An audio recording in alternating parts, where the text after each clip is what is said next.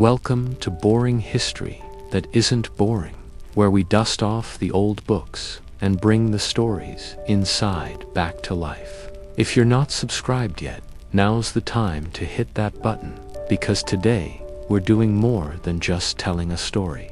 We're digging up a secret that has mystified historians for centuries. Queen Elizabeth I was born in 1533 to King Henry VIII and Anne Boleyn. Her life didn't exactly start with a fairy tale. She was thrown into the world of royalty, only to see it crumble around her almost immediately. Imagine being just 2.5 years old and watching the world execute your own mother. Her father, the king, gave the order, and from that day forward, she wasn't seen as a princess or an heir. She was branded the daughter of a traitor. This wasn't just a sad event. It was the start of a lifelong pattern of fear, pain, and deep emotional isolation. She learned a brutal lesson very early on. Trust no one, love no one, need no one. That's not a normal childhood. It was a training ground for the iron-willed queen she was destined to become. Fast forward to 1558. Elizabeth, now 25, takes the throne, and almost instantly, everyone, her advisors, Parliament, her own people, starts singing the same tune. Your Majesty, you have to get married. A queen can't possibly rule alone. The offers flooded in. Kings from Spain, princes from France, powerful dukes, wealthy lords, they all lined up, one after another, hoping to win her hand. But Elizabeth said no, every single time. So why? For a long time, historians chalked it up to clever politics or a brilliant strategy. Some argued she simply valued her independence more than she ever valued love. But the real reason, the one hidden beneath all the politics, was much darker and more personal. There was one man who might have changed everything. His name was Robert Dudley.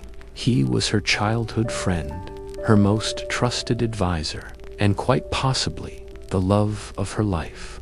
They spent countless nights talking, sharing secrets she wouldn't dare tell anyone else. She showered him with titles and promotions. It was obvious she loved him. The court couldn't stop gossiping. Her advisors were in a constant state of panic.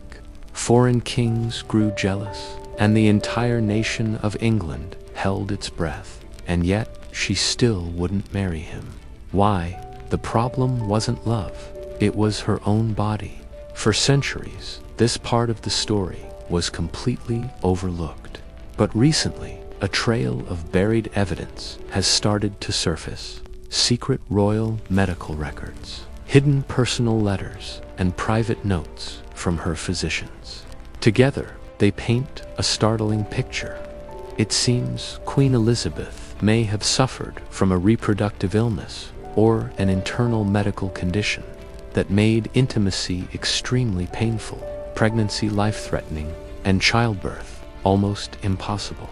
The theories range from congenital syphilis, passed down from her father, to severe ovarian cysts, to hormonal disorders that caused chronic pain and infertility. Back then, these conditions were completely taboo, especially for a queen. Can you imagine being the most powerful woman on the planet, but being too terrified to admit that your own body felt broken? Her body's betrayal became her own private prison. So what does a queen do when showing any sign of weakness could mean losing her throne? She reinvents herself. She crafted a new identity, a powerful brand, the Virgin Queen. She wasn't married to a man. She was married to her country. Her virginity wasn't a weakness. It became her greatest strength, her armor, and her ultimate political strategy.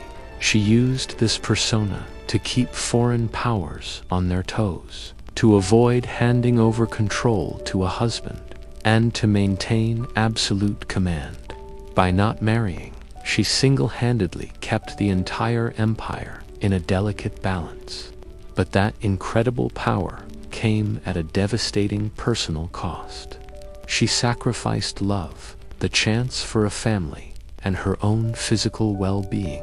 Then, nearly 400 years later, a royal physician's diary was discovered in a dusty, forgotten archive.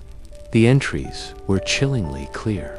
He wrote, "Her Majesty's monthly suffering is most grievous, and the Queen endures pains a woman should not." The most telling line, "Marriage is unwise, pregnancy would be fatal." Suddenly, it all clicked into place. The Queen wasn't just rejecting love, she was fighting for her own life. She chose her empire over her emotions, and she took that secret to her grave. Elizabeth died at the age of 69, alone in a dark room.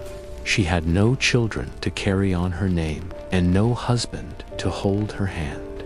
When her body was examined after her death, it showed signs of a long, silent battle: swollen tissues, decayed teeth, and hidden scars. There were even signs of possible mercury poisoning, a common but toxic treatment used at the time. Her body had been quietly at war for decades. History remembers her as the Virgin Queen, a powerful, untouchable monarch. But under that heavy crown, she was a woman who suffered deeply and in absolute silence. The world remembers her as bold, brilliant, and unstoppable. But behind the legend was a woman dealing with a secret illness she could never share.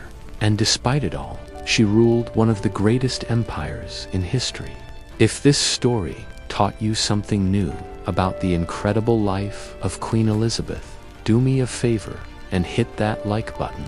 Make sure you're subscribed for more untold histories. And let me know in the comments which hidden ruler's story you think we should uncover next.